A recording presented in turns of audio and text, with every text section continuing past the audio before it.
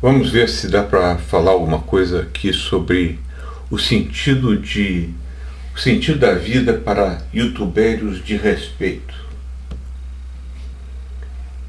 Algumas opiniões sobre a filosofia. Algumas invectivas contra a filosofia. É uma ciência com a qual e sem a qual o mundo permanece tal e qual. Essa é uma afirmação daquele ditador italiano Mussolini, é uma referência muito boa. Ou então, é um método para multiplicar problemas a partir de umas poucas soluções. Realmente isso acontece, e acontece muito, e cada vez mais. Ou então que ela é inútil, que é o resumo disso tudo. Contra esse modo de pensar, o filósofo Karl Popper respondeu que a melhor defesa da filosofia resulta do fato de que ninguém pode deixar de ter alguma filosofia, ou seja, uma concepção de como as coisas são, devem ou deveriam ser.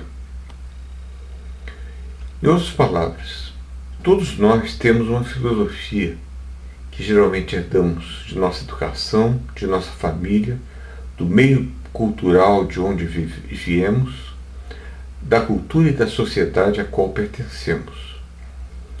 Mas sendo assim, a chance de recairmos em preconceitos, em avaliações distorcidas e tendenciosas que acabamos por aplicar em julgamentos e ações é muito maior. Por isso, pensa Popper, é importante apelarmos à filosofia acadêmica. É importante ver que aquilo que muitos filósofos pensaram no curso de séculos e séculos de discussão.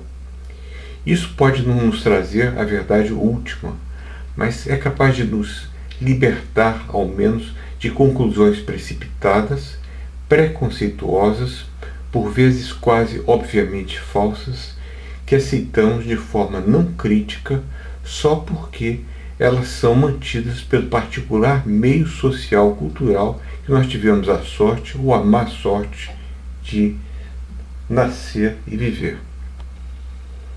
Bom, isso aí é uma foto da Universidade de Cambridge, a universidade mais bonita que eu vi, um verdadeiro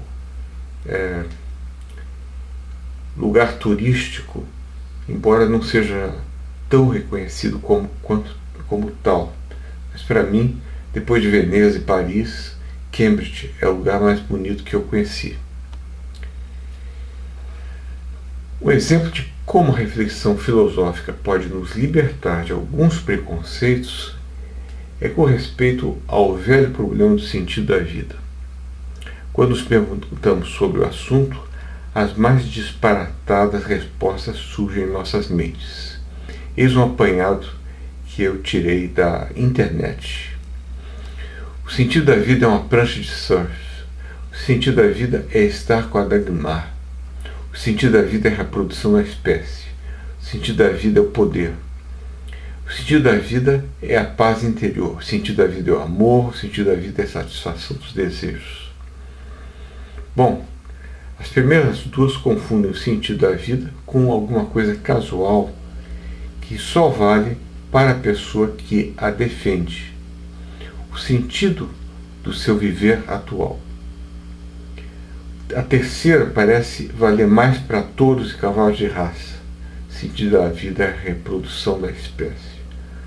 As outras duas enfatizam valores que podem melhorar, enriquecer a vida, mas não são tudo. O sentido da vida é amor. Onde não tiver amor, põe amor e o amor florescerá, disse um santo. Muito bonito, realmente vale, mas não é tudo e não é suficiente para ser o sentido da vida. E a última observação precisa ser melhor qualificada. O sentido da vida é a satisfação dos desejos. Muito bem, especialmente para o Fausto de Goethe, que tinha o Mefistófeles para satisfazer todos os seus desejos. Nós, infelizmente, não temos algo parecido. Enfocando agora as respostas filosóficas, eu quero começar com uma resposta tradicional radicada na busca judaico-cristã de um sentido cósmico para a vida. O sentido da vida está para além dela mesma. Ele está na preparação para a vida após a vida, para a vida do além-mundo, a vida eterna. Isso aí para nós é meio ridículo, mas o fato é que por mais de 2000 anos, por cerca de 2000 anos, isso aí foi fundamental.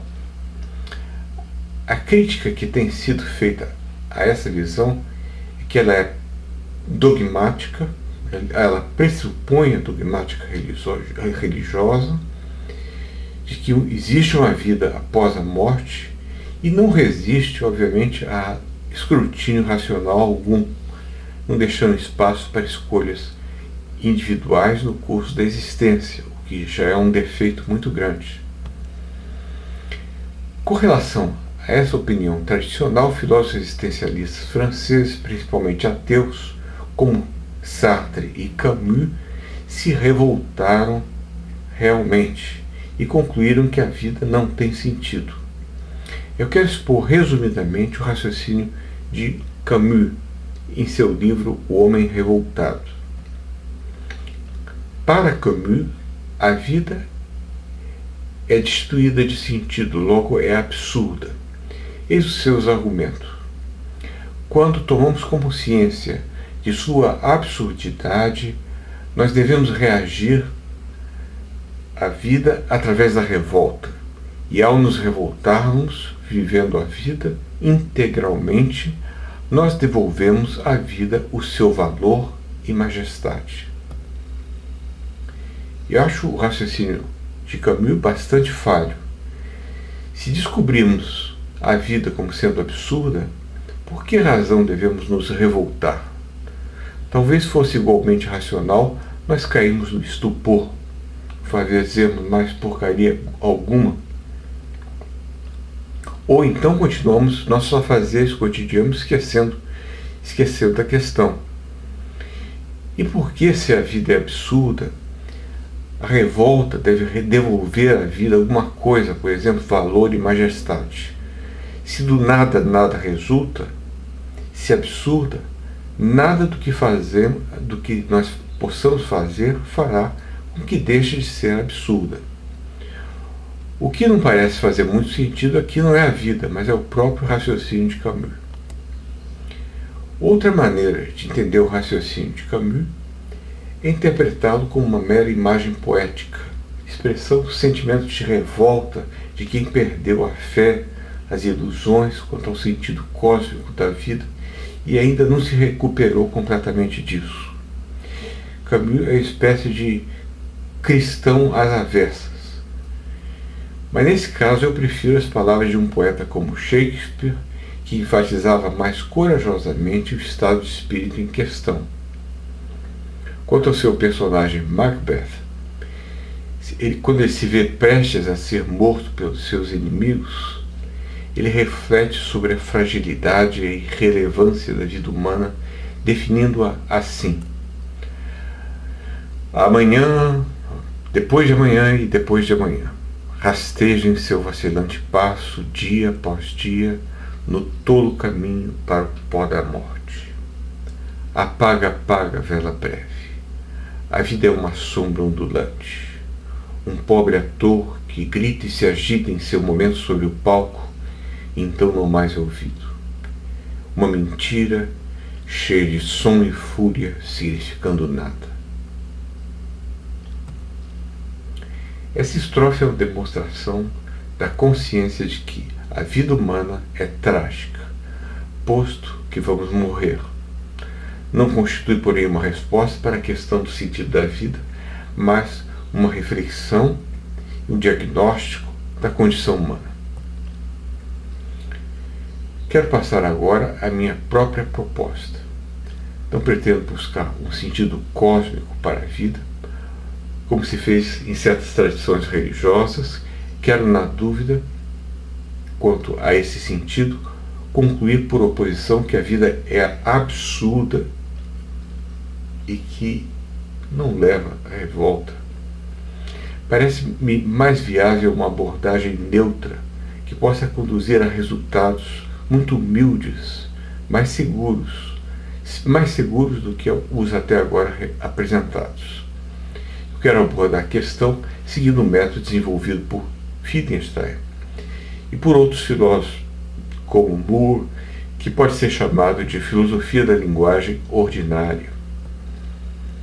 Wittgenstein achava que os núcleos de significação das palavras se encontram em seus usos ordinários, enraizados na praxis da vida humana em sociedade, e que uma expressão não tem sentido se não for efetivamente usada por nós. Por isso ele achava que é pela observação dos modos como usamos as palavras que deveríamos começar. Através disso podemos trazer as palavras de suas esferas metafísicas outra vez para o seu labor cotidiano.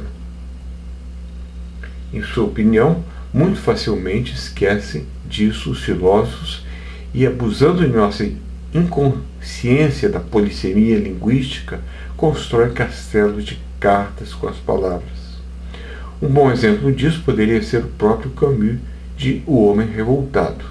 Ele troca os pés pelas mãos, confundindo os usos das palavras na construção de um disparatado argumento metafísico, por não prestar atenção suficiente à gramática conceitual dessas palavras. Segundo o método de Wittgenstein, nós começamos por observar que as pessoas realmente falam de um sentido da vida. Considere essas frases usuais. A vida dele foi um desperdício de energias, do qual resultou algo sem sentido. A sua vida era muito vazia e só passou a fazer sentido depois que ela foi cuidar dos índios lá na fronteira do Amazonas. Com a perda de todos os que faziam parte de seu mundo, um sujeito de 80 anos, como o pai de Emily Brontë e Charlotte Brontë, que foi a única pessoa que restou viva da família, a sua vida também perdeu qualquer sentido. Estou usando o método de Wittgenstein. Ver como as pessoas usam a palavra. O que vemos é o seguinte: sempre que dizemos que a vida de alguém foi plena de sentido, de valor, de propósito, estamos dizendo que a sua vida trouxe felicidade ou bem para o mundo, ou seja, não só para a mesma, mas também para as outras pessoas. Essa é a minha tese dessa exposição.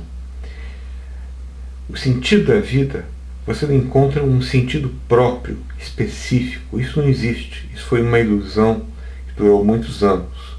Mas você pode encontrar um sentido quantitativo da vida. E esse você realmente usa.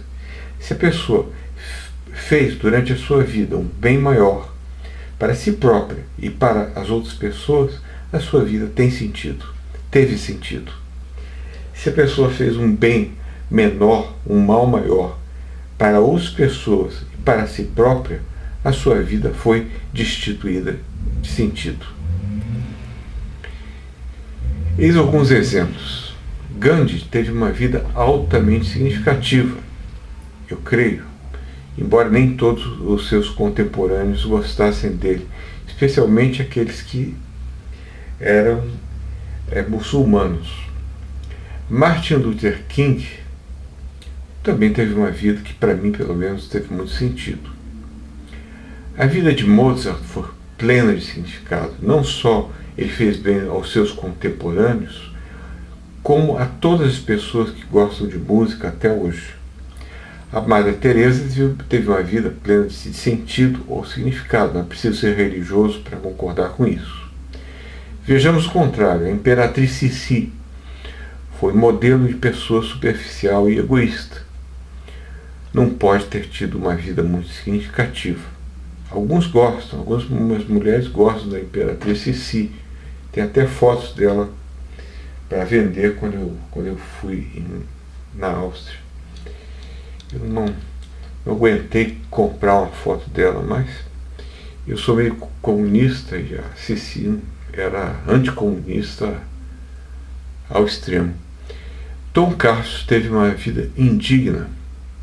Tom Castro é um personagem de Borges, baseado em algo real. Havia uma senhora na Inglaterra que há 20 anos procurava o seu filho perdido nas Bermudas. Ela colocava anúncios em tudo quanto é jornal e ninguém aparecia. Claro que seu filho estava morto há muito tempo. Mas Tom Castro, acompanhado de um mentor seu, teve a ideia de se apresentar como filho dessa senhora. Havia alguns problemas. Tom Castro era mulato, a senhora era branca. Mas 20 anos passados no sol dos trópicos escureceram a pele de Tom Castro. Assim, ele e o seu mentor foram para Londres e conseguiram convencer a boa velhinha. Ela se convenceu, ficou feliz e durante 2 anos os dois também ficaram bastante felizes. Acontece que aconteceu uma tragédia. Um carro passou sobre Tom Castro e Tom Castro sobre o mentor de Tom Castro, e o mentor de Tom Castro morreu. Ficou Tom Castro, que não era nada sem o seu mentor. Como os familiares estavam todos indignados, Tom Castro não suportou e confessou tudo. O resto da vida de Tom Castro, pelo que se sabe, é que ele dava conferências defendendo que ele era realmente o filho dessa senhora, ou então negando tudo, dizendo que ele era um impostor, ou ainda, quando ele começava a conferência dizendo que era realmente o filho dessa senhora, mas as plateias se indignavam, ele mudava de orientação e confessava tudo. Bom, vamos parar por aqui, depois nós teremos uma segunda parte.